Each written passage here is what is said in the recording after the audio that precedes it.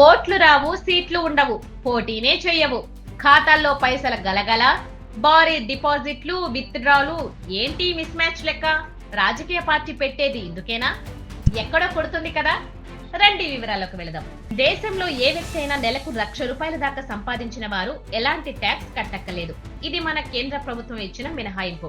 అంతకు మించి సంపాదిస్తే స్లాబ్ ప్రకారం ట్యాక్స్ కట్టాలి. అయితే ఇందులో ఆదాయపు పన్ను మినహాయింపులు ఉంటాయి. విరాళాలు ఇచ్చినా, చారిటీ ప్రోగ్రామ్స్ కు సహాయం చేసినా ఐటీ క్లెయిమ్ చేసుకోవచ్చు. కానీ చాలా మంది ఇదే లూప్ హోల్ ను అడ్డం పెట్టుకుని బోగస్ క్లెయిమ్ గేమ్ నడిపిస్తున్నారు. ఇందుకోసం పొలిటికల్ పార్టీలను వాడుకుంటున్నట్లుగా తేలింది. 2022 నుంచి 2024 మధ్య ఏకంగా 10,000 కోట్ల రూపాయల స్కామ్ నడిచిందన్న మ్యాటర్ తెరపైకి వచ్చింది.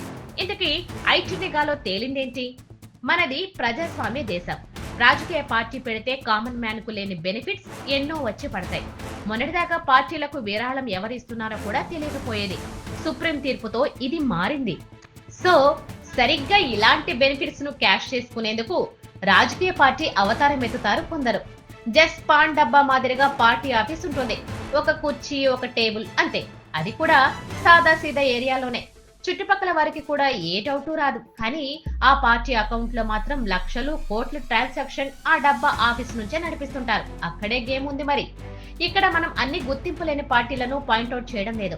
ఐటీ నిఘాలో తేలిన విషయాలనే ప్రస్తావిస్తున్నాం. 2022 నుంచి 2024 మధ్య ఈసీ ఓ డ్రైవ్ చేపట్టింది. అసలు గుర్తింపు లేని రాజకీయ పార్టీలు దేశంలో ఎన్ని ఉన్నాయి? అవి ఏం చేస్తున్నాయి? విరాళాలు ఎవరిస్తున్నారు? ఎందుకు ఇస్తున్నారు? వాటి సరైన అడ్రస్ ఏంటి అని లెన్స్ పెడితే చాలా వరకు వట్టి స్కామే అని తేలింది. ఇదే సమయంలో సరైన అడ్రస్ ఇవ్వాలని ఈసీ అడిగితే కొన్ని ఇవ్వలేదు. వాటిని పూర్తిగా పక్కన పెట్టింది ఈసీ. సో నెక్స్ట్ పాయింట్ కు వద్దాం. ఇప్పుడు ఐటీ శాఖ వంతు. మరి ఇలా డబ్బా ఆఫీస్ లో పార్టీ పెట్టి ఊరికే ఉంటున్నారా అంటే లెక్కకు మిక్కిలి విరాళాలు ఎవరిస్తున్నారో తెలియదు, ఎందుకు ఇస్తున్నారో తెలియదు. అభ్యర్థులే పెట్టని పార్టీలు బ్యాంకుల నుంచి క్యాష్ ఎందుకు విత్డ్రా చేస్తున్నాయో అంతకంటే తెలియదు. కానీ మ్యాటర్ లో డీప్ గా వెళ్తే డీల్స్ అన్నిటిని ఐడి డీకోడ్ చేస్తుంది. మొత్తంగా గత 3 ఏళ్లలో ఏకంగా 10,000 కోట్ల రూపాయల మేర స్కామ్ నడిచినట్లు ప్రాథమికంగా ఐడెంటిఫై చేసింది. గుర్తింపు లేని పార్టీలకు ఫండింగ్ జోరు పెరిగిందా? దేశంలో రిజిస్టర్ అయి గుర్తింపు లేని రాజకీయ పార్టీలు ఫుల్ జోరు మీద ఉన్నాయి. ఓట్ల రూపంలో కాదు, ఫండింగ్ లో. అవును, మీరు వింటున్నది నిజమే. నిజాయితీ పార్టీలైన బీజేపీ, కాంగ్రెస్ కూడా వీటి ముందు దిగదుడిపే మరి. నిజానికి రాజకీయ పార్టీ పెట్టిన వారు ఏం చేయాలి? ఎన్నికలు వస్తే అభ్యర్థులను పోటీకి పెట్టాలి, జనంలోకి వెళ్లి ప్రచారం చేయాలి. మరి వీటికి జనం ఇచ్చే విరాళాలే కీలకం. అందుకే ఫండింగ్ తీసుకుంటాయి, పార్టీని రన్ చేసుకుంటాయి. కానీ ఈసీ గుర్తింపు లేని, అడ్రస్ లేని కొన్ని రాజకీయ పార్టీలు విచిత్రంగా ఎన్నికల ప్రచారం చేయడం కంటే పార్టీకి విరాళం ఇవ్వడం వల్లే కలిగే ఐటీ మినహాయింపు బెనిఫిట్స్ గురించి ఫుల్ జోష్ తో ప్రచారం చేస్తుంటాయి. ఎందుకంటే వారి లెక్కలు వారికి ఉన్నాయి మరి. జస్ట్ పొలిటికల్ ఫౌండింగ్ కోసమే నడిచేవి పెరుగుతున్నాయి అనడానికి తాజాగా బయటకు వస్తున్న బోగస్ క్లెయిమ్ లెక్కలే నిదర్శనం. 10,000 కోట్ల విరాళాలు సేకరించినట్లు గుర్తింపు లేని కొన్ని పొలిటికల్ పార్టీలు నిర్వహిస్తున్న వందలాది బ్యాంకు ఖాతాలో 10,000 కోట్ల రూపాయలకు పైగా నిధులు విరాళంగా సేకరించినట్లు ఆదాయపు పన్ను శాఖ ఇటీవలే ఐడెంటిఫై చేసింది.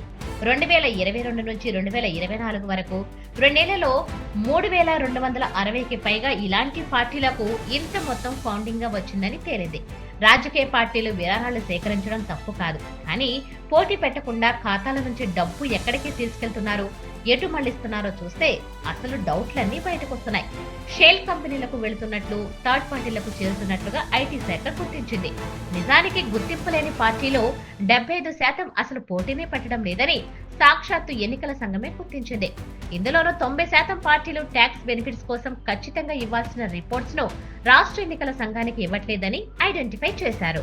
గుర్తింపు లేని పార్టీలకు భారీ విరాళాలు ఇచ్చిన వారి గుర్తింపు లేని రాజకీయ పార్టీలకు 5 లక్షలు లేదా అంతకంటే ఎక్కువ విరాళాలు ఇచ్చిన వారికి ఐటీ శాఖ లిస్ట్ అవుట్ చేసింది.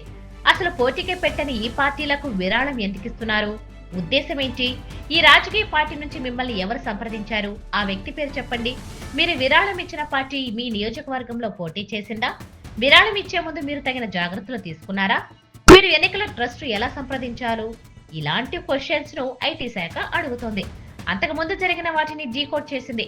2022-23లో దాతలు ఐటీ చట్టంలో ఏటీజీజీబీ అలాగే ఏటీజీజీసీ కింద కలిపి 10,975 కోట్ల రూపాయలకు పైగా పన్ను మినహాయింపును క్లెయిమ్ చేసినట్టు ఐటీ డేటా చెబుతుంది.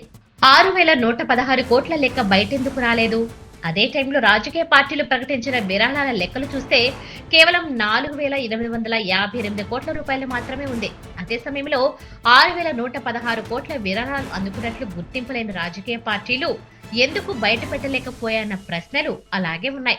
వీటిని ఎన్నికల ప్రచారం వంటి వాటికి ఖర్చు చేయకుండా వేరే అవసరాలకు మళ్లించినట్లు స్పష్టంగా అర్థమవుతున్న విషయం.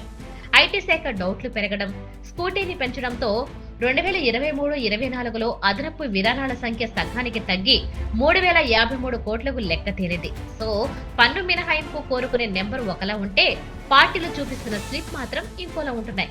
లెక్క కుదరడం లేదు.